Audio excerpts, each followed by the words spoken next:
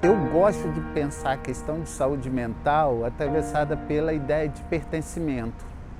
Então, assim, pelo direito de você ter sua visão de mundo, de você ter sua ancestralidade, de você ter suas relações e sua cultura local. Sem você reconhecer isso, você está produzindo o desajustado, né? E sem necessariamente existir a questão do desajuste. O desajuste é nosso, de uma avaliação muito hierárquica sobre o outro. A minha luta dentro da área da saúde mental foi quando eu conheci um grande hospício, que é a Colônia Juliano Moreira, em 1978, a qual eu tinha uma tia internada há 20 anos, que foi nesse dia que eu consegui saber que estava viva. Comecei a me revoltar pelo que eu vi, como a minha tia estava e as outras pessoas ali estavam, né? Aquelas mulheres, né, numa situação degradada, sem dente, machucada. Então eu fui me revoltando e procurando quem podia me ajudar a melhorar aquela situação. E eles começaram, a gente está discutindo aqui a política, tem um grupo aqui de profissional de saúde, que não se falava nem profissional, né? Eram trabalhadores de saúde. E eles falavam, a gente se reúne, mas ninguém pode saber que a gente está se reunindo. Eu falei, não tem problema. Porque as pessoas chegavam, era por número, não era por nome. Era por número que as pessoas chegavam dentro da colônia. Quase como um campo de concentração. Isso aí, era por número que chegava. Então, quem vai para lá ia, ali era o final de linhas. Porque ali eles não faziam nada, só recebia aquele prato de comida, mal e porcamente, e aquele uniforme azul para poder botar naquele corpo, né? Sofrido de apanhar das pessoas, cheia de ferida, de sarna, muito piolho. Era isso que era a vida deles. E a gente começou a discutir a estratégia para eles poderem sair de dentro desses grandes hospícios. Nós começamos a mostrar, então, que era necessário mudar essa prática, criar formas de cuidado efetivo, de acolhimento, de tratamento dessas pessoas, e isso passava não só por fechar esses manicômios, e nós fechamos mais de 70 mil vagas desses locais no Brasil, e de criar espaços na cidade, no território, no bairro, onde as pessoas possam ser efetivamente tratadas. E começamos a levá-las para residências assistidas, a tirá-las dessas pocilgas, né, a colocá-las em serviços de atenção psicossocial, a colocá-las para dançar no Loucura Suburbana, no Tapirando Pirado Pirô, nos blocos de carnaval, a compor, a cantar, a conviver com as pessoas, a pensar em poesias, a fazer música, a fazer teatro. Essas pessoas mudaram, passaram a trabalhar, passaram a compor um coletivo de cooperativas, passaram a construir coletivamente esses projetos. Esses projetos não são dos artistas ou terapeutas para os pacientes, para os usuários. São projetos coletivos. O Maqueba Bijus foi a primeira iniciativa, né, de geração de renda aí do CAPS AD Miriam Maqueba.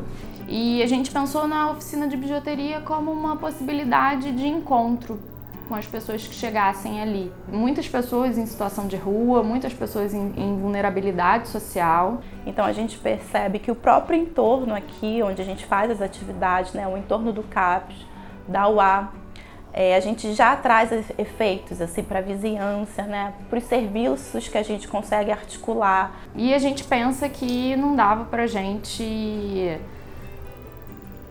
se esquivar de pensar e de debater, né, assim, sobre a importância de pensar renda também, né, trabalho, né, formas de inserção também social, de inclusão social. Tem algo que nos baliza, né, que é um contrato que a gente faz com cada participante. Num primeiro momento, né, quem tem interesse aí pelas oficinas experimenta um pouco ali aqueles espaços e aí depois de algumas participações a gente firma ali um contrato, né? E aí nesse contrato a gente tem ali estipulado inclusive a questão de valores, né? O quanto que é revertido aí para a própria oficina, o quanto que vai ser revertido em pagamento. Então tem a galera que vai vender e que se identifica um pouco mais como um bom vendedor, ou tem a galera que ama circular pelo Rio de Janeiro e aí então fica à frente das entregas, que a gente faz entrega na casa das pessoas. Ou tem as pessoas que ficam nas redes sociais. Acho que a gente chegou num ponto assim de maturidade da oficina que é muito interessante, que essa regulação, né, passa assim por todos. Não tem uma figura central que fica ali coordenando, né? Então a gente sente aí que a gente quer expandir, que a gente quer dividir, que quer pensar e que precisa também de incentivo. Que isso também é clínico, né? A gente poder pensar, mas é uma clínica nos moldes diferenciados, talvez, né? Do que a gente pressupõe do que seria essa relação hierárquica, né? Entre um profissional e um paciente. Aqui, cada participante não tem esse lugar de passividade, né? De quem só vai receber o tratamento. Pelo contrário, ele é participante ativo, assim, do seu projeto terapêutico, é participante ativo das oficinas. Então, na redução de danos que o CAPES nos oferece, eu acabei conhecendo o Silk, né? Que o Silk, ele é derivado de serigrafia. A serigrafia é mais completa, é uma revelação de tela, revelação de foto, emocionar, arte final, tudo isso. E a gente só faz o Silk somente com a estampa. A gente manda produzir as nossas telas e a gente faz as estampas devidamente às encomendas e conforme o evento a gente faz algumas coisas para participar, onde eu gosto muito, também sou vendedor também, né, e gosto muito. Fiquei na rua por mais de uns 15 anos na rua, sem ter um lar, perdi meu pai e minha mãe, e família não vejo há 20 anos. A internação, que eu acho um pouco perda de tempo, porque você fica lá, você vai se guardar, você não vai usar nada, mas quando você vai sair, você sai numa fissura. Porque as drogas só me levou mais ao fundo do poço, muito. Fiquei doente, tive hanseníase. Nem sabia o que era hanseníase, porque na época diziam que era uma lepra, né? Eu dormindo na rua, ali na Praça de Olaria, não conhecia o CAPES não. Conheci o CAPES em 2019. Eu dormia lá e uma moça da clínica da família falou: por que você não vai pro CAPES ali em Ramos, ali? Que eles lá tem ajuda, psicólogo te ajuda. Eu falei, CAPES? Aí eu falei, tá legal. Eu, nas minhas internações, foi mais uma maquiagem. Não adianta coça, não adianta camisa de força, não adianta sossega-leão. Mais vale do que um prato de comida, uma palavra amiga. Eu ficava com medo de ficar perto das pessoas que me rejeitavam assim, porque o problema que eu tinha da hanseníase. Às vezes eu queria dar um abraço numa pessoa, eu ficava assim, será que aquela pessoa vai ter nojo de mim? A terapia ocupacional, para mim, ela me faz esquecer a vontade de uso. Eu fico aqui, eu consigo distrair a mente. Me encontrei aqui. Me encontrei lá no CAPES. Fala aí desse encontro. Desse encontro foi importante, porque eu estava numa situação que eu vou te falar não, cara. Eu quero só deixar um legado legal, pô, no vez deles pensar assim, pô, teu pai é um vacilão, drogado e tal. Não, teu pai foi gente, deixou aí um curso pra vocês, fez alguma coisa de boa, te deu uma bicicleta, coisa que eu não tive quando era minha adolescência. Tudo que eu não pude ter, eu quero poder fazer por eles. Chegava o momento do dia do meu aniversário, que eu faço aniversário dia 5 de dezembro. Eu pensava na família, né? Em alguém para dar um abraço, que era muito importante. Aí contei para Dona Carol. Foi o primeiro aniversário que eu fiz com a presença dela, que eu não esperava, né? Ela comprou um bolinho para mim, aí eu fiquei até emocionado e tudo, chorei pra caramba.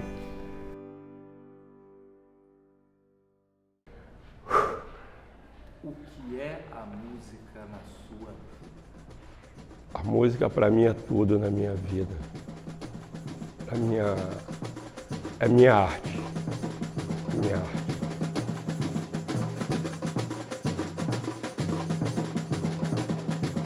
O bloco nasceu a partir de uma experiência de usuários, de clientes do Ambulatório Central que frequentavam uma oficina de arte que foi criada no ambulatório no ano de 2000 e eles resolveram fazer uma festa de carnaval.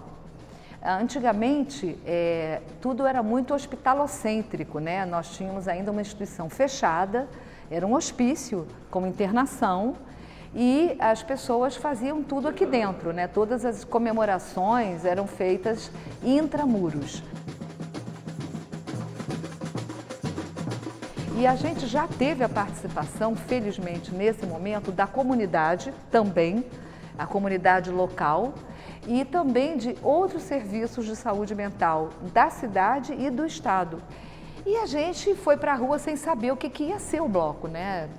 Para nós era assim, uma ação entre amigos quase. E qual foi a nossa surpresa quando a gente viu chegarem pessoas, a gente não sabe de onde, porque teve alguma divulgação, que o bloco dos loucos ia sair para a rua. O bairro ainda não compareceu em massa, como depois nos outros anos, mas as pessoas desciam, ficavam nas calçadas vendo o bloco passar. Esse desfile representou, historicamente para o bairro, um momento muito importante.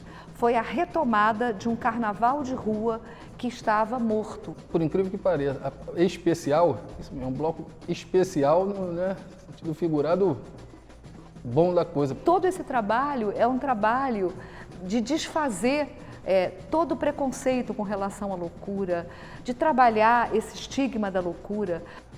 Entre aspas, pelo pessoal lá, né, normais, se acham. Então, aqui não, o que eu notei, a galera é muito disciplinada.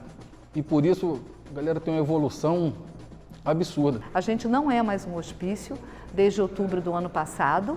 A gente deixou de ser, a última pessoa internada foi para a residência terapêutica, mas nessa época do bloco e nos anos subsequentes, nós ainda éramos hospício. E de qualquer maneira, a comunidade, né, a população vinda de vários bairros da cidade, não era só aqui do Engenho de Dentro, pôde ver com outros olhos o que eram as pessoas que se tratavam aqui, né, que antes, pelo estigma, eram pessoas perigosas, preguiçosas, ameaçadoras. E elas passam a serem consideradas como são, né, criativas, pessoas que podem brilhar, que podem trazer alegria, arte. Aqui não, aqui a gente pode criar uma identidade da nossa bateria. Tanto que teve uma musicoterapeuta que veio perguntar como você consegue. Eu falei, pô, eu consigo porque eu não me dou com paciente, eu me dou com um ser humano.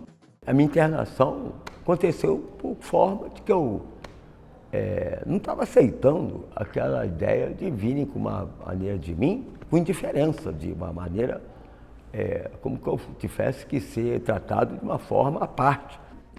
E isso me trouxe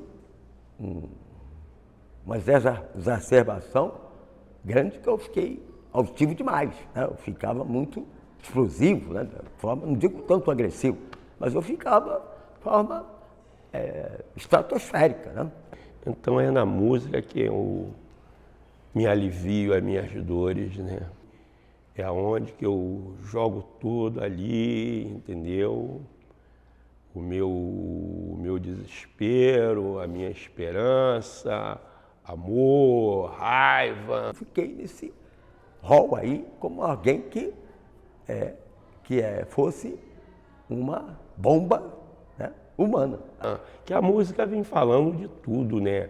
A música, ela engloba tudo, né? Eu fui memorizando todas aquelas truculências, formas de que a gente se escondendo dentro das enfermarias, com medo de ser assediado, né? Tudo, né? Choque de glicose também, aquela coisa né? Injetável, né? Quanto tempo você ficou internado? 15 a 20 dias. Mas foi o suficiente para me ficar aterrorizado. Desde que eu vim do submundo, do álcool, das drogas, a música sempre foi a minha arte. O Jairo, que você vê diante de você agora, é o Jairo que tem dentro da cabeça o juízo pleno para dizer que eu me projetei com o grupo de hoje. Jairo, a música te liberta? Sim. Tem que fazer uma mudança mesmo, né, desse olhar, né, de que essas pessoas são usuários e que elas estão ali na Avenida Brasil porque querem, né, E já ouvi motorista falarem que a minha vontade é passar por cima deles quando eles atravessam, sabe? Eu já vi muita coisa e isso te adoece como profissional. Um espaço múltiplo, que é o Rio de Janeiro, que continuamente luta para não ser múltiplo.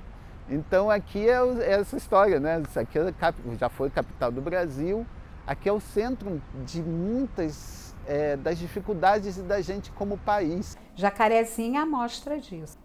Mesmo até os domiciliados, né, vivem em extrema vulnerabilidade.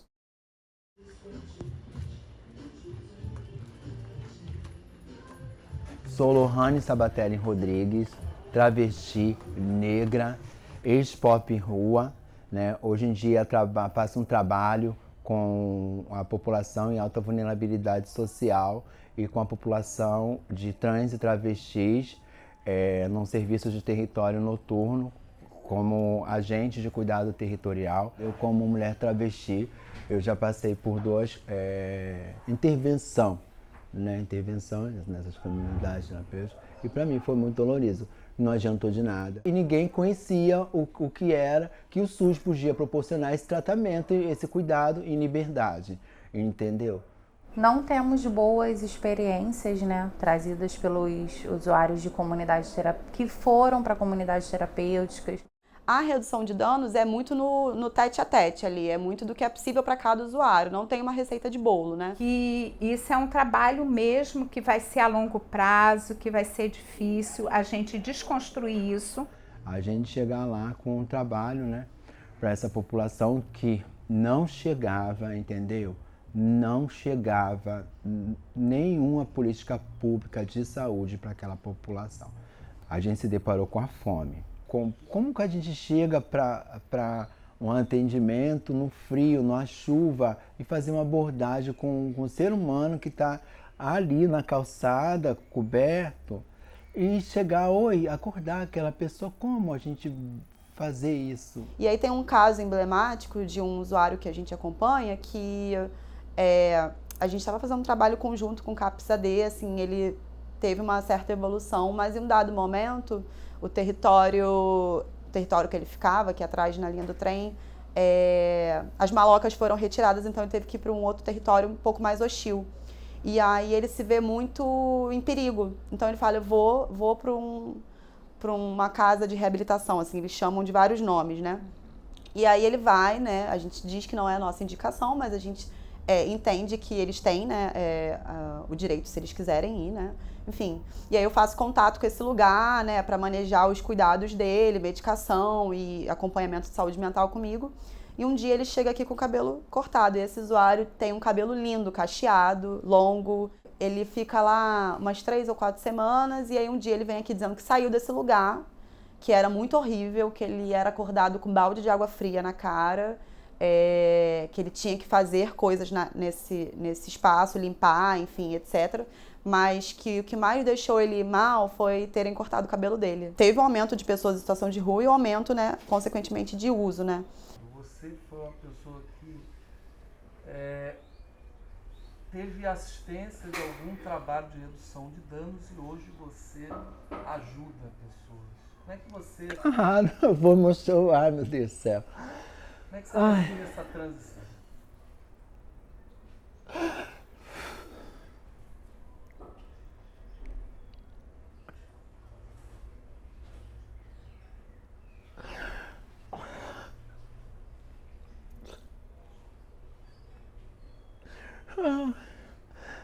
Pra mim, eu não tenho preço, sabe? Uma pessoa que vivia naquela situação minha, que vivia um dia achando que era o último dia da minha vida, sabe?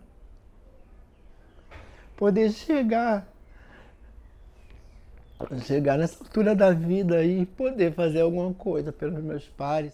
Centro de convivência, geração de renda, economia solidária e a participação e o protagonismo de usuários e familiares. A gente tem muitos desafios aí a cumprir, esse retrocesso que a gente tem, essas comunidades terapêuticas que nos assusta cada vez mais. Falar de eu desistir, não.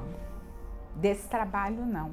assim, eu me emociono porque eu vim da construção disso, né? Eu acredito muito na mudança do outro. É meu trabalho, eu tenho uma direção, eu tenho uma gestão, eu não trabalho em ONG, entendeu? Aqui é o SUS que está chegando.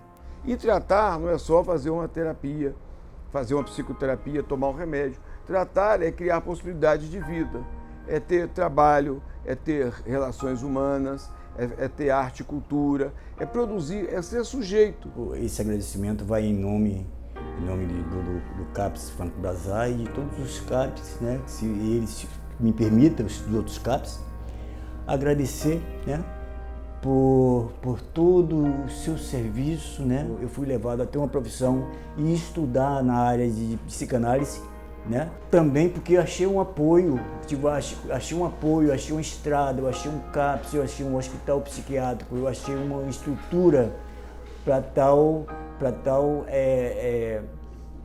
ser o que sou hoje, né? Sem palavras, eu te agradeço pela grande pessoa que a senhora é e Deus te abençoe, tá bom? Deus te abençoe.